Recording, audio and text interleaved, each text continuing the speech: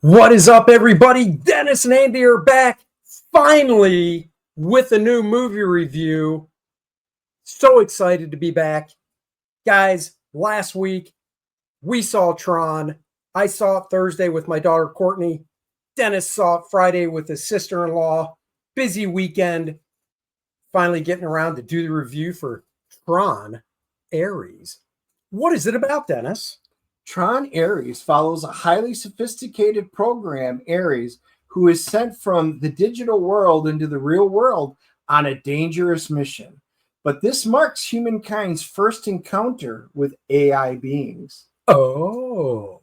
So, Tron Ares, third in the Tron set of films. Last one was 2010. Before that, I believe 1984. Is that about right? 82? I think Tron was 82. Early 80s. We'll just go from there. Jared Leto plays Ares. What's the name of the chick that plays Eve? Isn't that her name in the movie? Greta Lee. Greta Lee, who looks like she's about 25. She's actually 42. Asian, right? Wish I was Asian. I already look 25. Anyhow, so I'm kind of glad we saw it separately because this is one of those reviews. We're going to be pretty far apart. Courtney and I loved it. I thought it was really fun. Visually, it was just fantastic. I mean, the special effects were great. Visually, it was great. Like Dennis said, basically, you've got Evan Peters, who plays Julian Dillinger, who is the head of Dillinger Tech, whatever. And he's basically trying to pitch to the army or whatever military that he can pull things from the computer world, you know, tanks, weaponry, whatever, and even soldiers like Ares. And the nice thing is there's no casualties because you just make another one if they die. Problem is they only last for 29 minutes. Well, Eve works for what? Who she work for again? Or she's the owner of CEO. Well, she's the CEO of Encon, which is the original one dating back to the original Tron. That's it. And her sister's dead. So Eve goes to some place in the Arctic where her sister had some labby thing set up, whatever, to try and perfect the permanent, that's pretty much what they called it, isn't it? Permanent. The permanency code. The permanency code. So the stuff doesn't disappear. So that's the conflict is Dillinger wants it.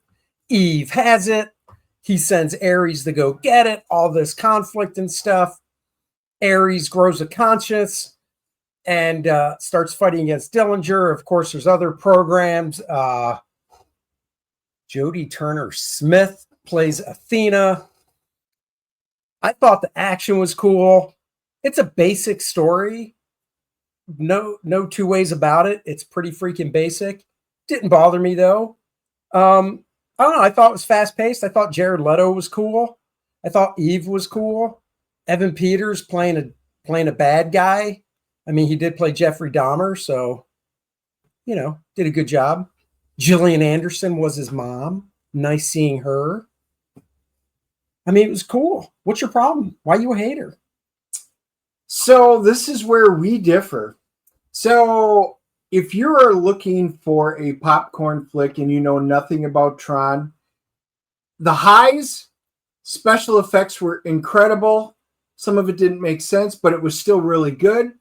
The light streams that can cut police cars in half. You've got a girl walking up and hitting it like it's plastic. So you got to be able to disbelieve enough. But the special effects were great. I really enjoyed it. It was great seeing it on a big screen. 9 Inch Nails did a really nice job with the soundtrack. I will say Legacy soundtrack was better, but this was a good follow-up, so it was solid. I gave that a solid performance. The characters acting, I thought most of them were solid. There was nothing over the top. Everybody did what they were scripted to do, except Greta Lee. She was a huge weak point. I cared nothing about her character, her sister, but why would we? because there's nothing that was written in to make us care for her. They kind of tried, but she's got nothing in Tron. So, as a popcorn flick, if you're just watching it for the special effects, a fun little story that has no repercussions, it was a fun movie. And from that aspect, the problem is, I love Tron. Tron is really cool. The original 82 was so far ahead of the game. Legacy is a fantastic movie that set us up with Sam Flynn and Cora. We knew this movie was supposed to be what happened because we've already got a program in ISO and Cora who's going to be here, and she's already permanent. There were no issues with permanency. This movie already broke the lore immediately. So you take Sam, who goes back. So Sam and Bruce Boxleitner's character, who's Alan and Tron, they were set up to be the CEO and running it, and it was going to be bringing the ISO in and making the world better. This movie basically crapped all over Legacy, erased it. And Legacy was the second one. Yeah, Legacy was the second one. And we've got a Tron movie without Tron at all in it. Honestly, they should have just ditched the entire Tron and just called this a sci-fi name and came up with a different thing because it did nothing. There were so many things wrong with the movie in terms of the way they worked this out with Tron. The MCP, I mean, that was originally Dillinger, which was David Warner, which was Evan Peters' grandfather. You saw a picture of him in there. They have great characters and great background. They did nothing by just skipping these generations. Gillian Anderson, who I love, would have made a much better antagonist than Evan Peters. She should have been the bad guy in this. That I'm fine with. Yeah, because Gillian Anderson, she was set up. She had everything working in the background with the board. Again, it was kind of a convoluted tale, but she would have been so much better. Evan, when you see him at the end, you know, he's got the little thing, which is a throwback to David Warner. There were some member berries, and they tried explaining away the history of Legacy in an exposition dump in the first couple minutes. If you don't know anything about Tron, you'd be like, oh, that's cool. If you do know stuff about Tron, you're like, what the F? Literally none of this makes sense. So, as a Tron fan, this movie was more than disappointing. It was almost upsetting because they already had the script as soon as Legacy was done to run with it. And they waited 10 years and now decided, oh, we're going to turn Sam and Cora's story and we're just going to dump it over to Greta Lee and Evan Peters, who have nothing to do with the Tron story, and completely change the whole thing. And the permanency thing is just stupid. Then you get Jeff Bridges, who plays Kevin. Just stupid. Jeff Bridges as Kevin Flynn, the only real flashback or cameo in it. He really did nothing except give him the MacGuffin. Oh, yeah, that's interesting. That's fascinating. Oh, that's cool. In his Jeff Bridges hippie Kevin Flynn kind of way. That was great. They needed so much more built around it because the one cool thing that they did was he went back as in the original Tron special effects. So that was a neat little nod to it, nice. But they didn't give a real reason. So now you've set it up where now you've got two grids. You've got Dillinger and Encon. They gave a totally legit reason why he had to go back. Why Eve had to send Ares into let's say, the old school PC program. No, what I'm saying is they set up two competing grids now. So now we've got two competing grids, and this is what they did is they tried to set up a sequel movie based on this. Well, they didn't need to do that because you've got the original Encons and you've got Dillinger's grid now that are apparently going to fight for it. And then you've got the Recognizer where, you know, Ares, he turns on it. So now Athena becomes the MCP. MCP in this movie is just a title they give to whoever's in control. That is not what the MCP stood for on any of the other Tron movies. But then they got something that just blew my mind. She makes a recognizer. The recognizer was cool special effects flying through it. She's got chips. But again, the recognizer is bigger than half the towers, big buildings out there, and it was created. It was huge. And they created it with the little lasers inside of the warehouse, which was like a fifth of the size. Yeah, it reminded me of Zoolander. Are you designing this for ants? Yeah, that's exactly what it felt like. I'm like, okay, guys, like I said, as a popcorn flick, it was fun. It would have been a neat little sci-fi movie. As a Tron movie, what a pile of garbage. Wow, we are way off. I didn't mind Gillian Anderson as Evan Peters' mom because basically it was the angel on the shoulder. So that didn't really bother me.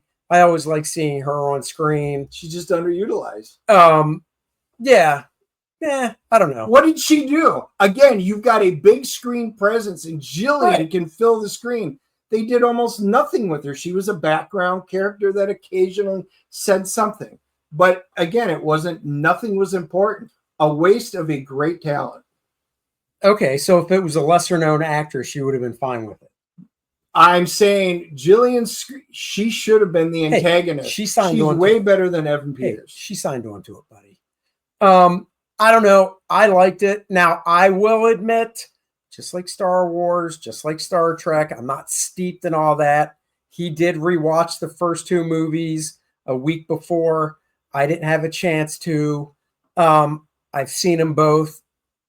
I saw Tron Legacy when it came out. I haven't seen it since. And the last time I saw the first Tron was probably in the 80s. So maybe if I saw those and got all the refreshment of stuff, I would have been like, oh, this and that. Like he said, I didn't remember that stuff. Didn't really bother me. My sister-in-law saw it. She had seen Tron and Legacy back then. She goes, it was a fun movie, but it wasn't really Tron. And I was like, that's it. And that's from a person who hasn't seen it and really cares less about Tron. But okay, she had fun. Well, there you go. And I had fun, and my daughter had fun. I don't know. You just have to go check it out, see what you think. If you're really, I guess the best takeaway is, honestly, if you're really steeped in Tron lore, don't go see it. If you're kind of just like, yeah, Tron's cool, go see it. You know what? But leave your comments down below. What did you think? Because I'm willing to bet a bunch of you saw it, especially if you're watching this review. And leave your comments down below. What did you think of it? Are you a Tron fan? And did you enjoy it? And remember, agreeing with me is fine. He's never right. We are going to CGC rate it. It has been so freaking long. It has been. We're going to do rock, paper, scissors to see who should go first with the CGC. Count of three. 1, 2, 3. Mother effer. Are you effing kidding? Do you see that? You saw that. We both did scissors like ladies. Let's try it. All right. 1, 2, 3. God. Oh! All right. I swear to God, don't do paper. One more time. 1, 2, 3. You have got to be effing kidding me. We're going to run out of time. Forget it. I'm going first. 7.0. I thought it was a fun popcorn flick. Would have made a great summer movie. Fall's fine. 7.0. I'm giving it 5.0. It was enjoyable fun-wise, but there were so many negatives on the Tron side. I wish they would have just completed the story. And what they were supposed to do, it was literally the perfect setup. No reason to introduce these characters unless they were side characters. What a wasted opportunity. It's already going to be deemed a flop. And I've got a feeling this is going to be the end of the Tron series because they screwed it up. Oh. Well, you know what's not screwed up? Lilith, Infernal Conflict. Do you see that QR code? You could scan that and go right to the campaign page, go back, Lilith, Infernal Conflict. We're going to show you the trailer. That is all you need to know. Link is in the description below. Go check it out. Support us. It's because of your guys' support that we can bring these graphic novels to you. So go check out Lilith, Infernal Conflict. Here's the trailer. Catch you guys with another movie review very soon. In a week.